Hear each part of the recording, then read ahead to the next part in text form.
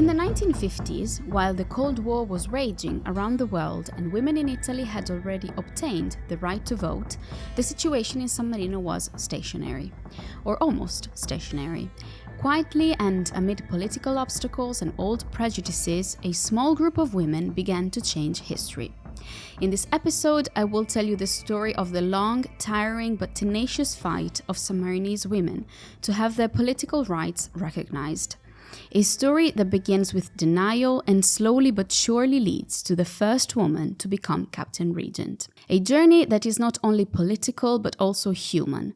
And I will tell you about it right after the intro. Welcome to the oldest republic. I'm Carlotta. Come join me in this amazing adventure. Enjoy the episode. During the 20th century, small states were often rather reluctant to change, maybe for fear of losing their identity or fear that opening up too much would mean questioning their independence. San Marino was no exception. Acquiring the typical characteristics of a modern democracy was a slow process, and granting women the right to vote is a clear example of it. Women's suffrage was introduced in two separate times. In 1959, Sammarinese women were granted the right to vote, but they had to wait until 1973 to receive full voting rights, that is to say, to be elected. If we look at the status of women in neighboring Italy, we immediately see significant differences. In 1946, with the end of fascism, Italian women were finally able to vote and be elected. This goal was achieved in part thanks to the role played by women in the Italian resistance group. Their participation in the partisan struggle and the sacrifices they made during the conflict became an important lever in obtaining full political rights. San Marino, on the other hand, was far from this experience. The war reached its borders with bombings, displaced persons, and famine, as we have already seen in this podcast. There were no active partisan battalions in San Marino, nor were people sent to the front in droves. Society was still very traditional, the economy was based on agriculture, and women's work outside the house was still rare. Therefore, in 1945, when elections resumed, the old electoral law of 1920 was still in force, and it still excluded women from voting. Another aspect makes the process more complex. As we saw in the third episode, the post-war period in San Marino was characterized by a political anomaly. For 12 years, from 1945 to 1967, the Republic was led by an alliance between the Socialist Party and the Communist Party. A small red republic, an exception on the European scene and a rarity in the heart of an Italy which was firmly oriented towards the West and Christian democracy. The struggle for women's vote in San Marino took place within this very special context, where we can find an unexpected dynamic. While in many European countries left-wing forces were leading the empowerment front, the opposite happened in San Marino. During the years of the socialist-communist government, it was precisely the left-wing parties that hindered the introduction of women's suffrage. On the contrary, the San Marino Christian Democratic Party, founded in 1948, led the struggle for women's political rights. A group of women's rights activists formed within this party and committed themselves to changing the electoral law. But why did this occur? Because of the fears of the left-wing forces, which thought that women, still considered politically immature and easily influenced, would end up following the instructions of the clergy, thereby favoring Catholic-based parties. A position that, years later, those same parties would publicly regret. Meanwhile, Christian democratic women began to organize themselves. In 1951, they officially founded the women's movement of the party and also committed themselves to establishing a Sammarinese branch of the Italian Women's Center, born in Italy in 1944 to promote the participation of women in public life. It was thanks to this network that the first kindergartens were created in San Marino in order to help mothers who were slowly entering the labor force. Political action was also carried out through another significant instrument of democracy in San Marino, the istanze d'Arengo, which were popular petitions presented to the Great and General Council, the Sammarinese Parliament. Sadly, Sammarinese women could not present said petitions directly, so they inevitably had to be signed by men. In order to buy time, the government then raised another issue. According to Sammarinese rulers, women did not have yet full legal personality.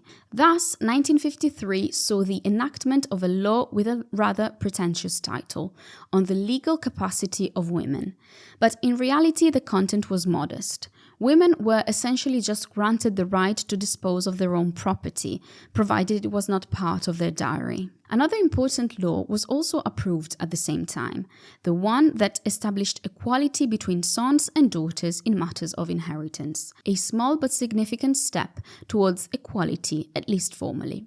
In the years that followed, the commitment of Sammarinese women's rights activists grew steadily. In 1955, some Christian democratic women founded the Committee for the Empowerment of Sammarinese Women, with a clear goal: to obtain women's suffrage in time for the upcoming general elections, scheduled for September and then postponed to August 14th. The committee was precisely established on March the 8th and organized its first public meetings. The authorities, however, refused to give them the requested space, and the event was held in Hotel Titano.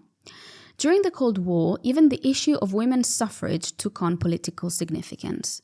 The hope was that the women's vote could facilitate a change of government, and the news also had some resonance in the Italian and international press.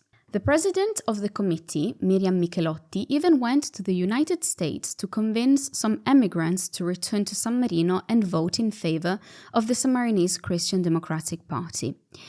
In that McCarthyism era, those who wanted to emigrate to America had to prove that they had no ties to the left-wing party, a detail that explains how even the vote could be read from an ideological point of view.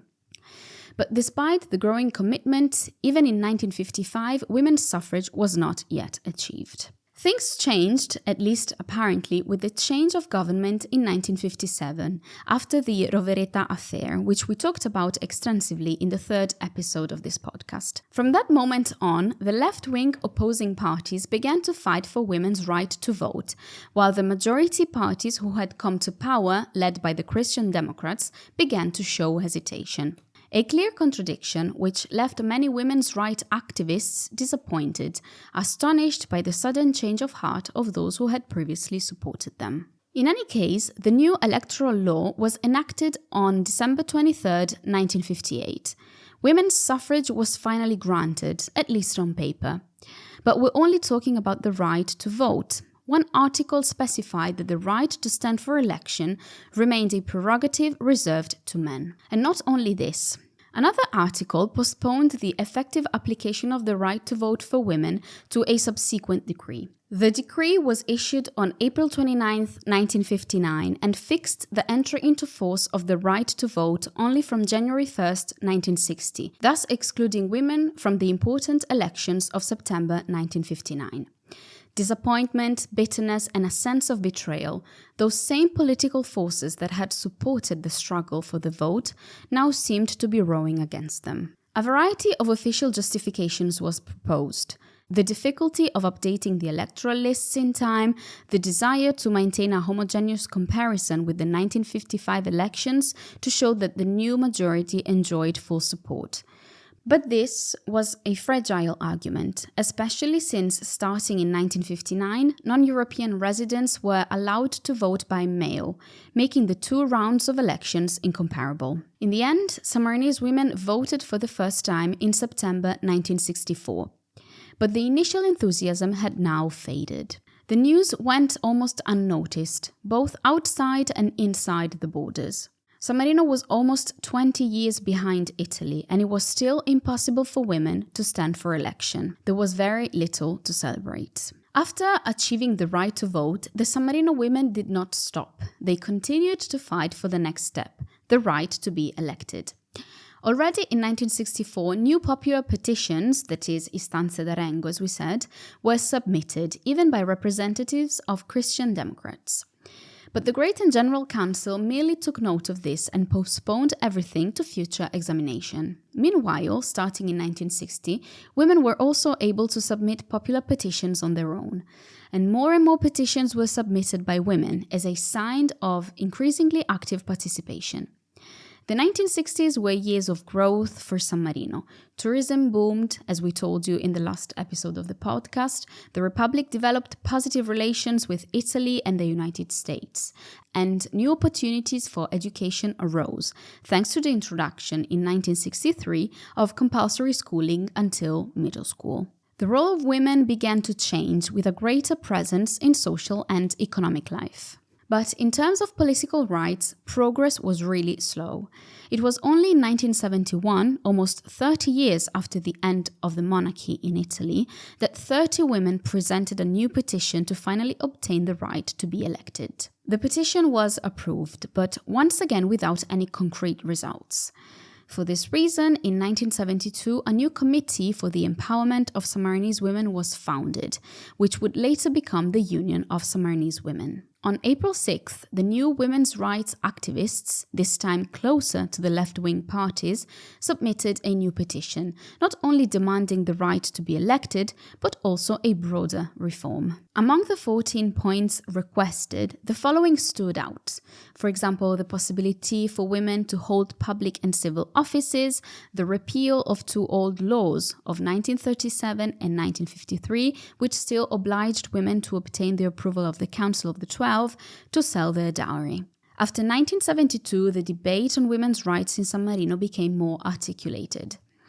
The Committee for Empowerment brought forward a new petition, calling not only for the right to stand for election, but also for a series of reforms to eliminate the many forms of discrimination that were still permeating the legal system. The list of requests was very long: equality in marriage, abolition of the crime of adultery, equal pay, shared parental authority, pension for housewives, restoration of citizenship for widows married to foreigners, and much more. Topics that were also discussed in Italy, where precisely in those years there was discussion about divorce, abortion, and contraception. The Great and General Council decided to set up a joint commission with political members and representatives of the committee to address all the issues by June 1973. But, as it is often the case, it took almost a year to just get it started. Meanwhile, the political scene was in turmoil. The historic alliance of the government majority broke down, and after a long crisis, in March 1973, a new government was born, with Christian Democrats, Socialists, and a movement called the Movement for Statutory Freedoms, which promoted civil rights. In this new era, the long-awaited change finally occurred. On September 10, 1973, the law on equal rights for women was approved. Women finally obtained the right to stand for election, to hold any public office, except the possibility to become Captain Regent for those who had acquired citizenship by marriage less than 5 years earlier, and to manage their own assets, except for their dowry. A year later, on July 8, 1974, the Declaration of the Citizens' Rights and Fundamental Principles of the Sammarinese legal system was promulgated, and 2 months later, the first elections, including women candidates, were held. 19 women out of 295 total candidates. 4 of them were elected. Clara Boscaglia in the Christian Democrats Party, the first woman as member of the government. Marina Busignani Reffi for the Socialist Party. Anna Maria Casali and Fausta Simona Morganti for the Communist Party. Clara Boscaglia would then be part of Sammarinese politics all her life, later becoming Minister of Finance. Fausta Simona Morganti pursued a long career in education and culture until she became Captain Regent in 2005. Despite their achievements, the path of Sammarinese women towards the full enjoyment of their rights as citizens was still slow and fraught with obstacles. This is clearly demonstrated by the case of communist Anna Maria Casali, who in 1976 lost her citizenship and therefore also her political role because she had married an Italian man. The weight of inequalities was still enormous, but something was changing. With the official birth of the Union of Sammarinese Women in 1975 and the continuation of the work of the Commission on Women's Rights, the battles for equality entered a new phase. The biggest wound still waiting to be healed was the issue of citizenship. Women who married a foreigner automatically lost their right to be Sammarinese citizens. In 1982, a referendum was held, but the majority chose to maintain this discriminatory rule. The change came only 2 years later, not out of domestic will, but out of necessity, following an Italian law that would risk leaving many women stateless, that is, without citizenship. A strong signal came in 1981 with Maria Lea Pedini, the first woman to ever be elected Captain Regent, an event that made headlines all over the world. But the real turning point was the reform in family law of 1986, which corrected many of the remaining inequalities. Soon after, in 1987, the Union of Sammarinese Women ended its activity in a country now deeply transformed, also thanks to the impetus given by women. Of course, there were still battles to be fought. First and foremost, the right of mothers to transmit Sammarinese citizenship to their children. But since 1974, the year of the first elections open to women, the participation of women in public life has continued to grow. The right to vote, and with it the right to be elected, was only a first step. But even today, it remains one of the most emblematic chapters in the history of the Republic, useful for understanding not only its domestic development, but also the way in which San Marino interacts, often in an original way, with the rest of the world. And it is precisely about San Marino and the rest of the world, or at least part of it, that we will talk in the next episode of The Oldest Republic, entirely dedicated to the phenomenon of the emigration of Sammarinese citizens abroad. We'll see you as always in a week on Storia in Flanella. Thank you for listening, and until the next episode, goodbye.